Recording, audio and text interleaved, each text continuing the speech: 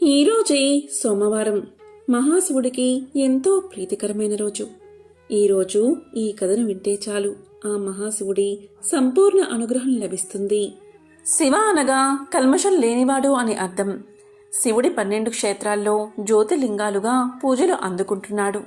జ్యోతిర్లింగాలలో ద్వితీయ జ్యోతిర్లింగం, అష్టాదశ శక్తిపీఠాల్లో 6వ శక్తిపీఠం. ఈ రెండూ కలగలసిన దివ్య క్షేత్రమే శ్రీశైల క్షేత్రం. ఈ నల్లమల్ల అడవుల్లో అమ్మవారు అయ్యవారు స్వయంభూగా వెలిశారు. శివుడు మరియు శక్తి ఇద్దరూ ఒకే చోట ఉండడం వల్ల ఈ ప్రదేశం శివశక్తి క్షేత్రంగా పేరుగాంచింది.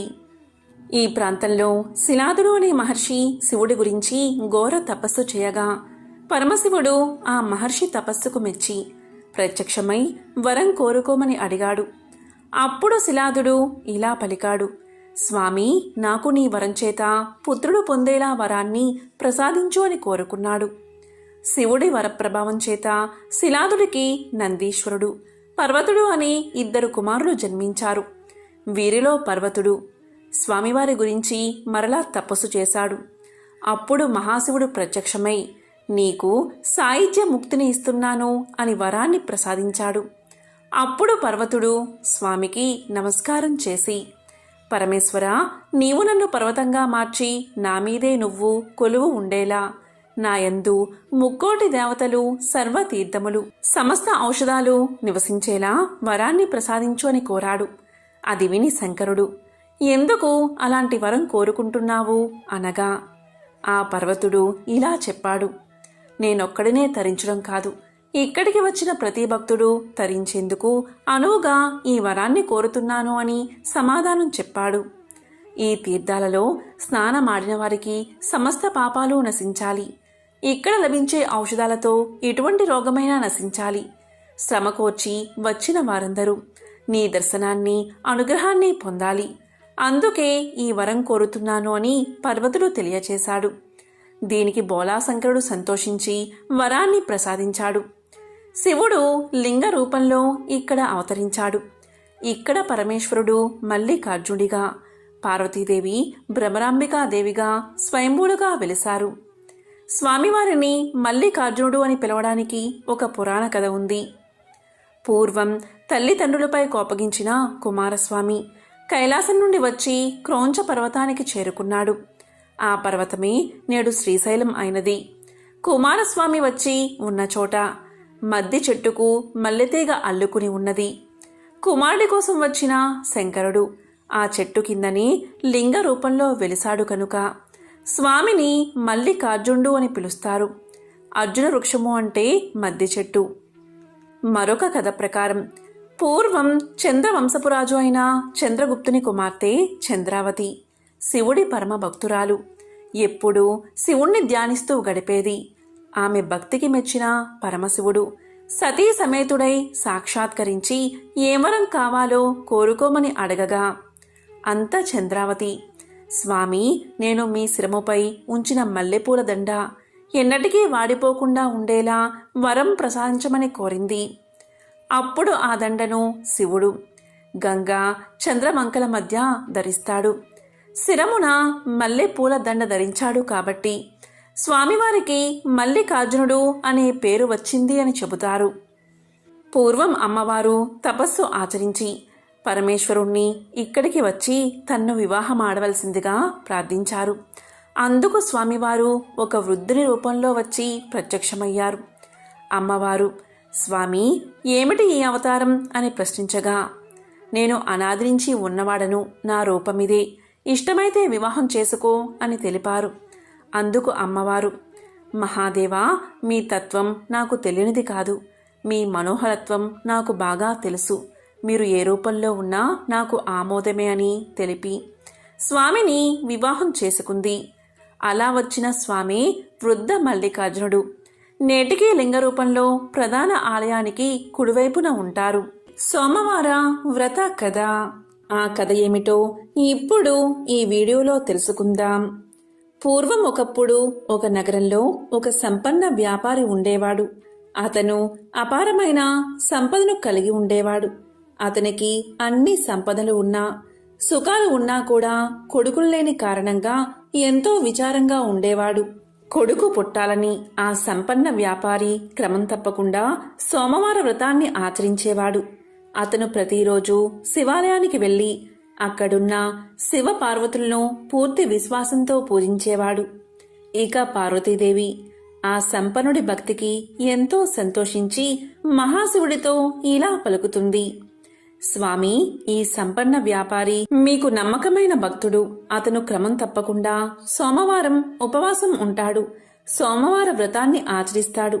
కాని ఇప్పటికీ అతనికి కొడుకులు లేరు. అతను ఎంతో భక్తి శ్రద్ధలతో సోమవార వ్రతాన్ని ఆచరిస్తున్నాడు కనుక అతని కోరిక తీర్చండి అని అడుగుతుంది. పార్వతీదేవి మాటలు విన్న పరమశివుడు ఇలా అంటాడు: పార్వతి, నీవు అన్న మాటలు అక్షరాలా సత్యం. నీవు కోరినట్లు అతనికి వరాన్ని ప్రసాదిస్తున్నాను.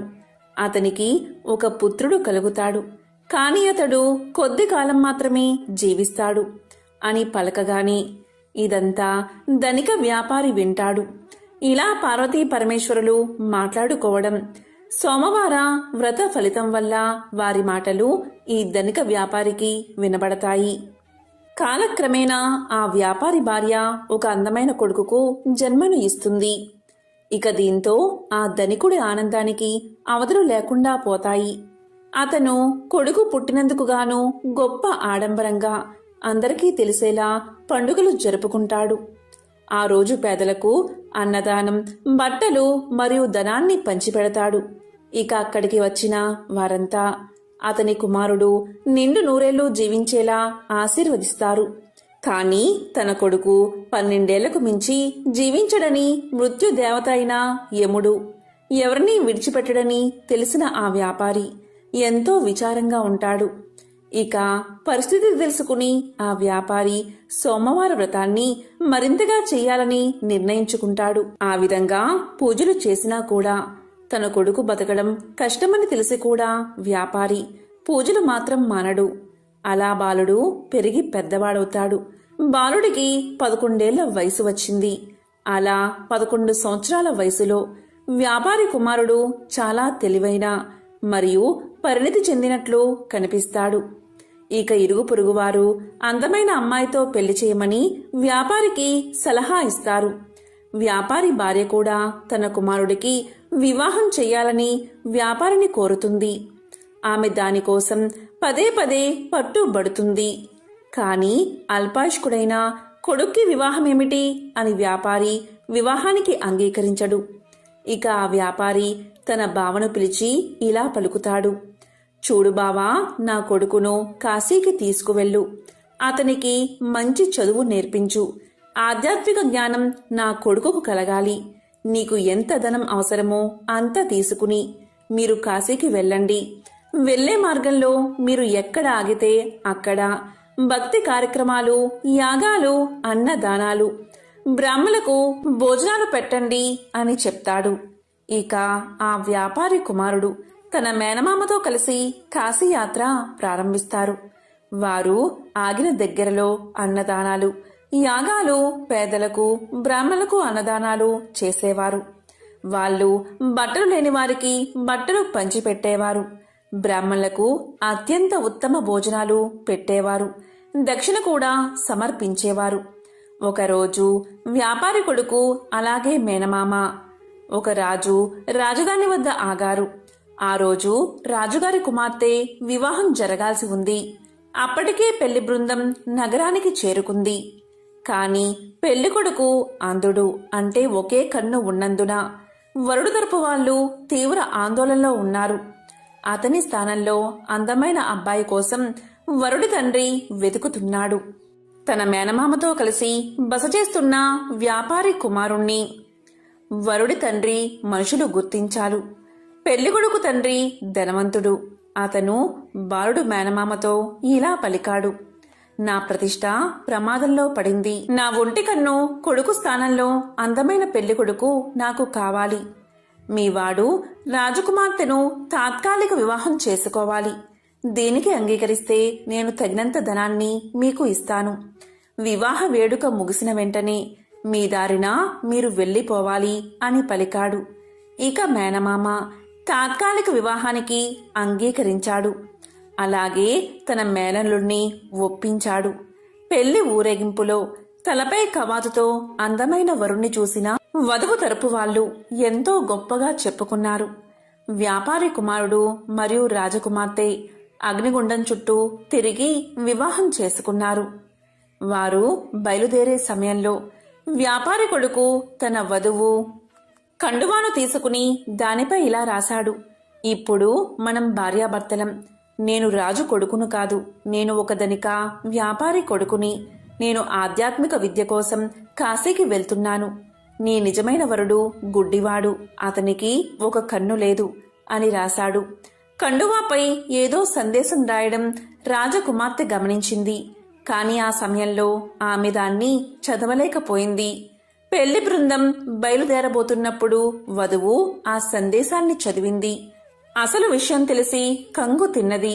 అప్పటికే ఆ వ్యాపారి కొడుకు వెళ్లిపోయాడు. ఒంటి కన్ను పెళ్లి కొడుకుతో పాటు వెళ్లేందుకు రాజకుమార్తె నిరాకరించింది. ఇక పెళ్లి బృందం వధువు లేకుండానే తిరిగి తమ రాజ్యానికి వెళ్లిపోయింది. ఇక వ్యాపారి కొడుకు కాశీకి చేరుకుని ఆధ్యాత్మిక అధ్యయనానికి పూర్తిగా అంకితమయ్యాడు. అతని మేనమామ శివుడి పేరు మీద భక్తి కార్యక్రమాలు ఏర్పాటు చేసి తన సోదరి కుమారుడి శ్రేయస్సు కోసం ప్రతిరోజు విరాళాలు ఇచ్చేవాడు. ఇలా ఉండగా అతనికి 12 వచ్చాయి. 12వ సంవత్సరం చివరి రోజున వ్యాపారి కుమారుడికి ఛాతీలో నొప్పి పుట్టింది. అతని మేనమామ అతని దినచర్య ప్రకారం దానాలు విరాళాలు ఇచ్చి గదిలోకి వెళ్లి చూడగా బాలుడు శవమై కనిపించాడు. అది చూసి మేనమామ శోకంతో ఏడ్చాడు. కాని బ్రాహ్మణులు శవ ఇంట్లో భోజనం చెయ్యరు కాబట్టి తాను బయటపడితే అన్నదానం వృధా అవుతుందని మౌనంగా ఉండి అన్నదానాన్ని జరిపించాడు. ఇక అన్నదానం అయిపోయాక అందరూ వెళ్లిపోయాక బిగ్గరగా ఏడవడం మొదలుపెట్టాడు. చాలామంది ఆయన చుట్టూ చేరారు. అదృష్టం కొద్దీ శివుడు పార్వతీదేవి కూడా ఆ ఇంటి బయటగా వెళ్తున్నారు. ఆ రోద విని పార్వతి యొక్క మనసు కరిగిపోయింది. ఆమె శివుడితో ఇలా పలుకుతుంది: స్వామి, యముణ్ణి ఆ బాలుడి ప్రాణాలు తిరిగి ఇవ్వమని అడగండి. యముడు ఎప్పుడూ మీ ఆజ్ఞపైనే నడుస్తాడు కదా. దయచేసి ఆ బాలుని రక్షించండి. మీరు సమస్త ప్రాణులకు రక్షకుడు అని పార్వతీదేవి వేడుకుంది. పార్వతీదేవి మాటలు విన్న శివుడు తన కుటుంబానికి తన పట్ల ఉన్న భక్తి కారణంగా ఆ బాలుని బతికించడానికి అంగీకరిస్తాడు. అలా మహాశివుడు పవిత్ర గంగానదిలో ప్రవహించే నీటిని చేతిలోకి తీసుకుని మృతదేహంపై చల్లుతాడు. అలా గంగానది యొక్క నీళ్లు చల్లగానే ఆ బాలుడు నిద్రలోంచి లేచినట్లుగా లేచి కూర్చుంటాడు. దీంతో మేనమామ ఎంతో సంతోషిస్తాడు. ఇక ధనికుని కుమారుడు ఆధ్యాత్మిక విద్య ముగిసాక ఇంటికి తిరుగు ప్రయాణం కడతాడు. అలా మేనమామ మేళంలో కలిసి తిరుగు ప్రయాణంలో మళ్లీ ఆగిన దగ్గరల్లా అన్నదానాలు, వస్త్రదానాలు, యాగాలు చేస్తారు. అలా వారు అబ్బాయి వివాహం చేసుకున్న నగరానికి చేరుకుంటారు. ఇక ఆ దేశపు రాజు యువరాణి వెంటనే ఆ బాలుణ్ణి గుర్తిస్తారు. ఇక రాజు ఆ బాలుణ్ణి తన రాజ్యానికి తీసుకుపోయి ఒక శుభదినాన తన కుమార్తెను అతని వెంట పంపిస్తాడు. ఎంతో ధనాన్ని కూడా ఇస్తాడు. ఇక వ్యాపారి కుమారుడు తన వధువుతో సహా తన నగరానికి చేరుకుంటాడు. కొడుకు చనిపోతే ఆత్మహత్య చేసుకోవాలని భవనంపైకి ఎక్కుతారు వ్యాపారి దంపతులు. తర్వాత తల్లిదండ్రులు జరిగిందంతా తన కుమారుడి ద్వారా తెలుసుకుని తన కుమారుణ్ణి బతికించినందుకు మహాశివుణ్ణి పరిపరి విధాలా స్తుతిస్తారు. ఇక అదే రోజు రాత్రి శివుడు మరోసారి వ్యాపారవేత్త కల్లో కనిపించి ఇలా పలుకుతాడు: సోమవారం నాడు నీవు చేసిన వ్రతానికి ఫలితమే ఇది. అందుకే నీ కుమారుణ్ణి నిండు నూరేళ్లు బతికేలా వరాన్ని ప్రసాదించాను అని పలుకుతాడు మహాశివుడు. దీంతో వ్యాపారి ఎంతో సంతోషిస్తాడు. అలా వారు కలకాలం ఆనందంగా జీవిస్తారు. ఎంతో విశేషమైన పవిత్రమైన ఈ కథను ఎవరైతే ఈ రోజు వింటారో, లేక చదువుతారో, లేక చెప్తారో, లేక వినిపిస్తారో వారి జన్మల పాపాలు తొలగి కోటి జన్మల పుణ్యం వస్తుంది. తిరుగులేని రాజయోగం పడుతుంది. ఇక వారింట్లో అన్ని శుభాలే కలుగుతాయి. మహాశివుడి విశేషతను తెలిపే మరొక కథను ఇప్పుడు తెలుసుకుందాం. పూర్వకాలంలో ఒకానొక గ్రామంలో ఒక నిరుపేద కుటుంబం ఉండేది. ఆ పేద దంపతులకు 2 కుమార్తెలు, 1 కుమారుడు ఉన్నారు. వారి కుటుంబం జరుగుబాటు కూడా చాలా దుర్భరంగా ఉండడం వల్ల పెద్దవాళ్లైన 2 కుమార్తెలు అడవికి వెళ్లి కట్టెలు ఏరుకుని వచ్చి వాటిని గ్రామంలో అమ్మి కుటుంబ పోషణ కొనసాగిస్తూ ఉండేవారు. ఇలా కాలం గడుస్తూ ఉండగా ఒకనాడు ఆ అక్కా చెల్లెళ్ళు పుల్లలు ఏరుకుని గ్రామానికి వస్తూ ఉండగా పులిమేరలోని ఒక ఇంట్లో ఏదో పూజ చేయడం చూసి ప్రసాదం తెచ్చుకోవాలని అక్కడకు వెళ్తారు. అక్కడ జరిగే పూజా కార్యక్రమం చూసి ముచ్చటపడి ఆ అమ్మాయిలిద్దరూ పూజ గురించి, చేసే విధానం గురించి ఇంటి యజమాన్ని అడిగి తెలుసుకుంటారు. ఇక ప్రసాదం తీసుకుని ఇంటికి వెళుతున్న వాళ్లకు ఆ పూజ తాము కూడా చేసుకోవాలన్న ఆశ కలుగుతుంది. ఒక చెట్టు మొదట తమ గంపలు దింపి అక్కడ శుభ్రం చేసి మర్రి ఆకులు, మర్రిపళ్ళు, పత్రి పోగు చేసుకుని వచ్చి నువ్వే మా దేవుడివి అని అక్కడ గల ఒక రాతిని ఆ చెట్టు మొదట్లో పెట్టి పూజ చేసి స్వామి ఇవే తమలపాకులు, ఇవే వక్కలు, ఇవే పళ్ళు అని మర్రి ఆకులను, మర్రి పళ్ళను మర్రి ఊడలను పెడతారు. ఇవే తోరాలు అనుకోమని మర్రి ఊడలను స్వామి ముందు పెట్టి భక్తితో పూజ చేస్తారు ఆ అక్కా చెల్లెళ్ళు.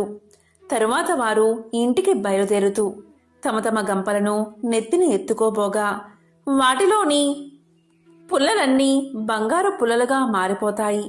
వారు ఆనందంతో ఇంటికి వెళ్లి తల్లిదండ్రులకు జరిగిందంతా చెప్తారు. ఆ పుల్లలు అమ్ముకుని శ్రీమంతులు అయిపోతారు.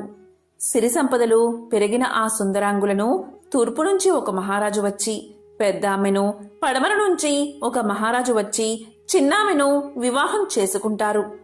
ఆ అక్కా చెల్లెలిద్దరూ వారి వారి రాజ్యాలకు వెళుతూ భక్తి శ్రద్ధలతో ప్రతి సంవత్సరం కార్తీక మాసంలో ఈ నోము నోచుకోమని చెప్పి వెళ్తారు. వారిద్దరూ ఆ ప్రకారం తమ రాజ్యాలలో నోము నోచుకుంటూ కాలం గడుపుతూ ఉంటారు. ఇక కుమారుడు పెరిగి పెద్దవాడవుతాడు. ఇక తల్లి కార్తీక నోమును భారీగా చెయ్యాలని సంకల్పం చేసుకుంటుంది. ఇక పాత తోరాలు తీసి పెరట్లో కాకరపాదు మీద విసిరేస్తుంది. వాటి స్థానంలో బంగారు తోరణాలు చేస్తుంది. నవకాయ పిండి వంటలతో గారెలు, బూరెలు వీటితో భోజనాలు ఏర్పాటు చేస్తుంది. ఇక గ్రామస్తులంతా తల్లి కొడుకులను ఎంతగానో ప్రశంసిస్తారు. ఇక తోరాన్ని ఎప్పుడైతే ఆమె కాకర పాదు మీద విసిరేసిందో అప్పట్నుంచి ఆ మహాశివుడి కరుణ మందగిస్తుంది. ఏడాదికేడాదికి వారి సిరి సంపదలు తొలగి పేదరికం దాపరిస్తుంది. తినడానికి తిండిలేని దుస్థితి కలుగుతుంది. ఏ పని చెయ్యాలన్నా జరగకపోగా కష్టాలు ఎదురవుతాయి. ఆ తోరం ఎప్పుడైతే కాకర పాదు మీద విసిరేసిందో ఆ కాకరకాయల్లో బంగారం నిండుకుంటుంది. కాని ఇంట్లో వారు అది గ్రహించరు. ఒకసారి తల్లి పెరట్లో ఇరగకాసిన కాకర పాదును చూసి కొన్ని కాయలు కోసి కొడుకు ఇచ్చి అంగడికి వెళ్లి చారెడు నూకలు, పప్పు, ఉప్పు తీసుకురమ్మని పంపిస్తుంది. కొడుకు అవి తీసుకువెళ్లి షావుకారి అంగడి ముందు నిల్చుంటాడు. ఎంతసేపటికి ఆ షావుకారు కొడుకుని చూడడు. తరువాత షావుకారు అతన్ని చూసి ఏమిటి తీసుకొచ్చావు అని ప్రశ్నిస్తాడు. దానికి కొడుకు ఇలా పలుకుతాడు, అయ్యా ఈ కాకరకాయలు తీసుకుని బియ్యం ఇప్పించండి. మీ పేరు చెప్పుకుని ఈ పూటకు ఇంత గంజి తాగుతాము అని పలుకుతాడు. దానికి షావుకారు ఇలా అంటాడు, అలానా మీకు దారపోయడానికి మాకు ఊరికే వచ్చినా సిరి సంపదలు ఏమీ లేవు, వెళ్ళిపో అని కసురుకుంటాడు. కాని ఆ బాలుడు బతిమాలాడగాని ఇక ఇతను వదిలేలా లేడు అని దోసెడు బియ్యం, పప్పు ఇప్పించి పంపిస్తాడు షావుకారు. ఆ పూటకు వారు ఆకలి తీర్చుకుని మరుసటి రోజు మరికొన్ని కాయలు కోసి మరో అంగడికి వెళ్లి అమ్ముకుని రమ్మని పంపిస్తుంది తల్లి. దాంతో కొడుకు ఆ కాకరకాయలు పట్టుకుని అంగడి వీధికి వెళ్తున్నప్పుడు షావుకారు అతన్ని ఆపి, ఏమి కావాలంటే అవి ఇస్తాను, రోజూ కాకరకాయలను నాకే ఇవ్వాలని చెప్పి బియ్యం ఇచ్చి పంపిస్తాడు. ఆ షావుకారుకు ఎందుకు అలా దయ కలిగింది అంటే ముందు రోజు తాను తీసుకున్న కాకరకాయలు కూర చేసే నిమిత్తం వాటిని కొయ్యగాని వాటిల్లో నుండి బంగారు ముద్దలు రాలిపడతాయి. ఆ కాకరకాయలు మరెవరికీ దక్కకూడదని ఆ షావుకారు ఎంత ఇవ్వడానికైనా సిద్ధపడతాడు. అలా రోజూ కుర్రవాడి దగ్గర కాకరకాయలు కొంటూ ఉండేవాడు షావుకారు. ఇలా ఉండగా కొన్ని రోజులకు ఆ చెట్టుకున్న కాకరకాయలు అయిపోయాయి. ఆ షావుకారు చిల్లిగవ్వ కూడా ఇవ్వడం మానేశాడు. ఇక చేసేది లేక తల్లి తన కుమారుణ్ణి ప్రయాణం చేసి తూర్పున ఉన్న పెద్ద అక్క దగ్గరకు పంపుతుంది. మన కష్టసుఖాలు ఆమెకు చెప్పి ఏమైనా సహాయాన్ని అడగమంటుంది. దాంతో కొడుకు అక్కగారింటికి చేరుకుని నౌకర్లు లోపలికి వెళ్ళనివ్వకపోతే అక్కడే ఉండగా తల ఆరబోసుకోవడానికి మేడ మీదకు వచ్చిన అక్కగారు తమ్ముణ్ణి చూసి లోపలికి తీసుకువెళ్తుంది. అక్కగారికి ఇంటి పరిస్థితులన్నీ తెలియజేస్తాడు తమ్ముడు. దాంతో అక్కగారు ఒక గుమ్మడికాయను తొలిపించి అందులో వరహాలు పోసి తమ్ముడి చేతికి ఇచ్చి దానిని అమ్మకు ఇవ్వవలసిందిగా చెప్పి పంపుతుంది. అలా తిరిగి వస్తూ తమ్ముడు అక్కగారి ఇచ్చిన సద్ది తినాలని ఆ గుమ్మడికాయను నేల మీద పెట్టి చద్దన్నం తింటూ ఉంటాడు. అంతలో ఎక్కడ్నుంచో ఒక పెద్ద గద్దె వచ్చి ఆ గుమ్మడికాయను తన్నుకుపోతుంది. చేసేది లేక ఒత్తి చేతులతో ఇంటికి వెళ్లడం ఇష్టం లేక పడమర ఉన్న చిన్న అక్కగారి ఇంటికి వద్దకు వెళ్తాడు తమ్ముడు. అక్కడ చిన్నక్క నౌకరి వాళ్ళ వల్ల తమ్ముడి రాక గురించి విని బయటకు వచ్చి తమ్ముణ్ణి లోపలికి తీసుకువెళ్తుంది. కష్టసుఖాలు అడిగి తెలుసుకుంటుంది. వెంటనే ఆమె ఒక చెప్పుల జతలో వరహాలు పెట్టి కుట్టించి దాన్ని ఎక్కడా విడవక తిన్నగా ఇంటికి వెళ్ళమని చెప్పి పంపుతుంది. ఆ అక్క ఏమీ ఇవ్వలేదు, ఈ అక్క ఏమీ ఇవ్వలేదు అని బాధపడుతూ ఇంటికి బయలుదేరతాడు కొడుకు. ఎండ తీవ్రతకు అతనికి బాగా దాహం వేస్తుంది. వెంటనే అతను కొంచెం మొహం కడుక్కుని మంచినీళ్లు తాగాలని నిర్ణయించుకుంటాడు. అక్కగారు ఆ చెప్పుల జతను ఎక్కడా విడవద్దని చెప్పడం వల్ల చెప్పులతోనే చెరువులోకి దిగుతాడు అతను. కాని ఆ బురదలో చెప్పులు కూరుకుపోయి ఎంత వెతికినా దొరకవు. ఈ సంగతంతా చెప్పి పెద్దక్కగారిని సహాయం అడగాలని తిరిగి ఆమె వద్దకు వెళ్తాడు తమ్ముడు. అది కార్తీక మాసం అవడం వల్ల నోము నోచుకుంటూ ఉంటుంది పెద్దక్కగారు. తమ్ముడు ఇంటికి రాగానే తమ్ముడు జరిగిందంతా చెప్పగానే ఆ నోమును కూడా అతని చేత నోయిస్తుంది. ఆడంబరం కాదు ముఖ్యం, భక్తే ముఖ్యమని చెప్పి ఇంటికి వెళ్లి తన తల్లిని కూడా నోము నోయించేలా చెయ్యమని తమ్ముడికి చెప్పి కొంత ధనాన్ని ఇచ్చి పంపుతుంది. అలా తమ్ముడు నోము తన పెద్దక్కగారి ఇంట్లో నోచుకుని ఇంటికి తిరిగి వస్తూ ఉండగా గుమ్మడికాయ పండు అలాగే తాను ఇంతకు ముందు విడిచిపెట్టిన చెప్పులు కూడా కనిపిస్తాయి. వెంటనే అతను ఎంతో సంతోషంతో ఆ రెండిటినీ తీసుకుని తన ఇంటికి చేరుకుని తల్లికి జరిగిందంతా చెప్పి భక్తి శ్రద్ధలతో నోమును నోచుకునేలా చేస్తాడు. వెంటనే వారు చెప్పుల జతలో ఉన్న బంగారు నాణాలు చూస్తారు. అలాగే గుమ్మడికాయలో ఉన్న నాణాలు కూడా చూస్తారు. అలా వారు క్రమంగా తిరిగి ఊపందుకుని తిరిగి పూర్వ వైభవంతో జీవిస్తారు. చాలా కాలం క్రితం ఒక అరణ్యానికి సమీపంలో ఒక పేద కుటుంబం నివసిస్తూ ఉండేది. భార్యాభర్త, ఇద్దరు కొడుకులు ఎంతగా శ్రమపడి ఒళ్ళు విరుచుకున్నా కడుపు నిండా తిండి ఉండేది కాదు. అలాగే బట్టలు కూడా లేక చిరిగినవి తొడుక్కుంటూ కాలం గడుపుతూ ఉండేవారు.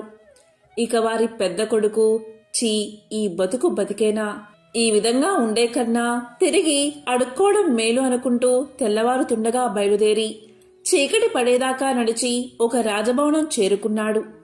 ఆ భవనం ముందు మెట్ల దగ్గర నిలబడి ఉన్న రాజు అతన్ని చూసి ఇలా పలికాడు. ఎవరు నీవు, ఎక్కడికి నీ ప్రయాణం అని అడిగాడు. దానికి పేదవాడి పెద్ద కొడుకు ఇలా పలికాడు. మహారాజా, ఒక చోటనే లేదు, ఎక్కడ పొట్టగడిస్తే అక్కడికే నా ప్రయాణమని సమాధానం చెప్పాడు. దానితో రాజు ఇలా అన్నాడు. అయితే నీకు పని కావాలన్నమాట. నా 7 గుర్రాలను కాస్తావా, నీకు వేరే జీతం ఇవ్వను. రోజంతా గుర్రాల వెంట తిరిగి సాయంకాలం ఇంటికి వచ్చి గుర్రాలు ఏం తిన్నది, ఏం తాగుతున్నది నాకు చెప్పాలి. నిజం చెప్పావంటే నీకు నా కూతుర్నిచ్చి పెళ్లి చేస్తాను, అబద్ధం ఆడావంటే చావగొట్టి పంపిస్తాను అని రాజు అన్నాడు. ఇక పేదవాడి పెద్ద కొడుకు ఇదేమంత పెద్ద పని కాదు అనుకుని అప్పటికప్పుడే రాజుగారికి అల్లుడు అయిపోయినట్లుగా ఆనందపడ్డాడు.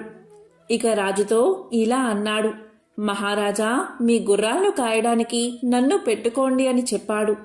మర్నాడు తెల్లవారుతూ ఉండగా గుర్రపు సాలకు వెళ్లాడు పేదవాడి పెద్ద కొడుకు. ఆ గుర్రాలు తెల్లగా అందంగా ఉన్నాయి. అక్కడ 7 గుర్రాలను వదిలి పెట్టగాని అవి బయటకు వస్తూనే శరవేగంతో బెడ్లకేసి పరిగెత్తసాగాయి. పేదవాడి పెద్ద కొడుకు సత్తువ కొద్దీ వాటి వెనుక పరిగెత్తసాగాడు. గుర్రాలు ఎక్కడా ఆగకుండా కొండల పక్కగా పరిగెత్తసాగాయి. పోయిన కొద్దీ వాటి వేగం పెరుగుతుందే కాని ఏమాత్రం తగ్గడం లేదు. ఎక్కడ చూసినా బోరెడంతా పచ్చగడ్డి ఉన్నా కూడా అవి మేయడానికి ఆగట్లేదు. కొండల దాకా వచ్చేసరికి పేదవాడి పెద్ద కొడుకు ఇక పరిగెత్తలేకపోయాడు. అతని శరీరమంతా చెమటతో తడిసిపోయింది. ఆయాసం వచ్చింది. కాళ్ళు తడబడుతున్నాయి. కొండ కింద ఒక గుడిసెలో కూర్చుని రాట్నం తిప్పుతున్న ఒక వృద్ధురాలు ఇలా పలికింది, రాబాబూ, ఇలా రా, నీ చెమట తుడుస్తాను అని ప్రేమగా ఆహ్వానించింది. అతను ఆశ్చర్యపడుతూ వృద్ధురాలకేసి చూసి గుర్రాల కోసం చూసే లోపుగా అవి ఎటో వెళ్లిపోయాయి. ఇక వాటిని అందుకునే ఆశ లేదని నిశ్చయించుకుని పేదవాడి పెద్ద కొడుకు వృద్ధురాలి గుడిసెలోకి ప్రవేశించాడు. అప్పుడు వృద్ధురాలు అతని ఒంటిమీద చెమటంతా తుడిచి కాస్త గాలి విసిరి జుట్టు దువ్వి ఉపచారాలు చేసింది. కాస్త విశ్రాంతి పొందిన తర్వాత అతను లేచి నిలబడి, ఇక మా ఇంటికి పోతాను. రాజుగారి దగ్గరకు వెళ్లడం వృధా. వెళ్తే రాజుగారు గుర్రాలు ఏం తిన్నాయి, ఏం తాగాయి అని నన్ను అడుగుతారు. చెప్పలేకపోతే చావగొట్టి పంపిస్తారు. ఇంతోటి దానికి అక్కడకు వెళ్లడం దేనికి అని పలికాడు. ఆ మాటలకు వృద్ధురాలు, ఈ మాత్రానికి భయపడతావేంటి బాబూ, ఎక్కడైనా గుర్రాలు గడ్డి తిని నీళ్లు తాగుతాయి. రాజుగారితో ఆ మాటే చెప్పు అని సలహా ఇచ్చింది వృద్ధురాలు.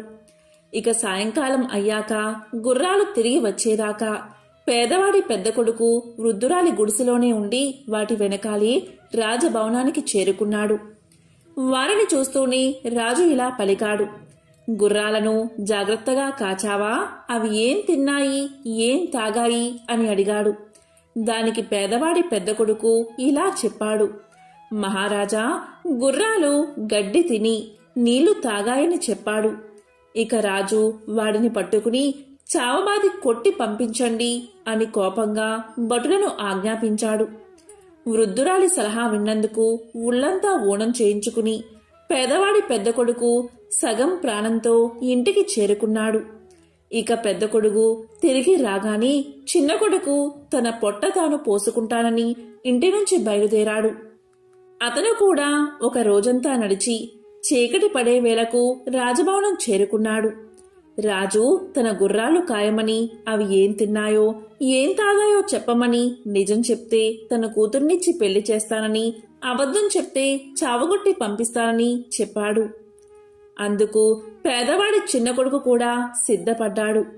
మర్నాడు తెల్లవారుతూ ఉండగానే గుర్రాలను వదిలారు. అవి పరిగెత్తసాగాయి. చిన్నవాడు వాటికంటే ముందే పరిగెత్తుతూ, రండి, నాతో కలిసి పరిగెత్తండి అని వాటిని ఆహ్వానించాడు. గుర్రాలు కొండ ప్రాంతానికి చేరేసరికి చిన్నవాడు పరిగెత్తుతూనే ఉన్నాడు. అతనికి పరిగెత్తడం వల్ల చెమటలు కారుతున్నాయి. కాని పరుగు మాత్రం మానలేదు. ఇంతలో గుడిసెలో ఉన్న వృద్ధురాలు, రాబాబూ, రా, చెమట తుడుస్తాను అని ఆహ్వానించింది. దానికి చిన్నవాడు, నేను నీకు చిక్కితేనే కదా అని అంటూ గుర్రాలతో సమానంగా పరిగెత్తసాగాడు. కాని గుర్రాలు ఇక అతన్ని దాటిపోయేటట్లు కనిపించాయి. దీంతో చిన్నవాడు అన్నిటికన్నా వెనుక ఉన్న గుర్రం జూలు పట్టుకుని ఎగురుతూ దాని మీద కూర్చుని ఉన్నాడు. ఆ గుర్రాలు చాలా దూరం పరిగెత్తి ఒక దట్టమైన అరణ్యం మధ్య ఉన్న ఒక దేవాలయ ప్రాకారం వద్దకు వెళ్లి నిల్చున్నాయి. అదే వాటి గమ్యస్థానమని గ్రహించిన చిన్నవాడు తాను ఎక్కిన గుర్రం నుండి కిందకు దిగి ఆలయ ప్రాంగణం వైపు నడిచాడు. గుర్రాలు ఒక్కొక్కటిగా ఆలయ ప్రాంగణంలోకి అడుగు పెట్టగానే అందమైన యువకులుగా మారిపోయాయి. ఈ వింత పరివర్తన చూస్తూనే చిన్నవాడు ఆశ్చర్యపోయాడు. ఆ యువకుల్లో ఒకడు పేదవారి చిన్న కొడుకును దగ్గరకు పిలిచి తమ విషయం ఇలా చెప్పాడు. మేము 7గురం రాజుగారి కొడుకులం. మా నాన్న నీకిచ్చి పెళ్లి చేస్తానన్నది మా చెల్లెల్ని. దారిలో నిన్ను పిలిచిన ముసలిది మంత్రగత్తె. తన మంత్రశక్తితో మమ్మల్ని ఇలా మాయ చేసింది. దాని మంత్రం ఈ ఆలయ ఆవరణలో అస్సలు పనిచేయదు. అందుచేత పగలు సాధ్యమైనంతసేపు మనుషులుగా ఉంటాం. మనుషులు తినే తిండే తింటాం. మనుషులు తాగే పానీయాలే తాగుతాం. మేమేమి తింటామో ఏమి తాగుతామో నువ్వే చూస్తావు కనుక ఆ సంగతి మా నాన్నకు చెప్పు. అలా చెప్పగానే ఆయన మా చెల్లెల్ని నీకిచ్చి వివాహం చేస్తాడు. ఆ తరువాత నీ వల్ల మాకు ఒక ఉపకారం కావాలి. ఈ గుడి గర్భగుడిలో ఒక కత్తి ఉంది. అది మంత్రపూరితమైన కత్తి. నీవు దాన్ని తీసుకుని మాతో పాటు ఇంటికి వచ్చి రాత్రి మేము గురుపుశాలలో కట్టి ఉన్నప్పుడు ఆ కత్తితో మా తలలు నరికేయి. దాంతో మాకు ఈ గుర్రాల రూపం పోయి మనిషి రూపం శాశ్వతంగా వచ్చేస్తుంది. ఈ మాటలు చెప్పి పెద్ద రాజకుమారుడు పేదవాడి చిన్న కొడుకును గర్భగుడిలోకి తీసుకుపోయి ఒక మూల ఆనించి ఉన్న కత్తిని చూపించాడు. చిన్నవాడు దానిని 2 చేతులా పట్టుకుని తేలికగా ఎత్తలేకపోయాడు. అది చాలా బరువుగా ఉంది. ఇక రాజుగారి పెద్ద కొడుకు పేదవాడి చిన్న కొడుకుతో ఇలా పలికాడు. గర్భగుడిలో ఒక గంట ఉంది. అందులో ఉంది మంత్రజలం. దాన్ని 3 గుక్కలు తాగమని రాజకుమారుడు పలికాడు. ఇక పేదవాడి చిన్న కొడుకు ఆ నీటిని 3 చుక్కలు తాగి ఒక చేత్తోని కత్తిని పట్టుకుని తేలికగా ఎత్తగలిగాడు. తరువాత రాజకుమారులు ఆ గుడి ఆవరణలోనే వంట చేసుకున్నారు. వంటకు కావలసిన సమస్త పదార్థాలు గుడిలో ఒక పక్కన ఉన్నాయి. రాజకుమారులతో పాటు పేదవాడి చిన్న కొడుకు కూడా భోజనం చేశాడు. సూర్యాస్తమయం కాబోయేదాకా వారంతా గుడిలో విశ్రాంతి తీసుకుని ఇంటికి బయలుదేరారు. గుడి దాటి బయటకు రాగానే రాజకుమారులు యథాప్రకారం గుర్రాలుగా మారిపోయారు.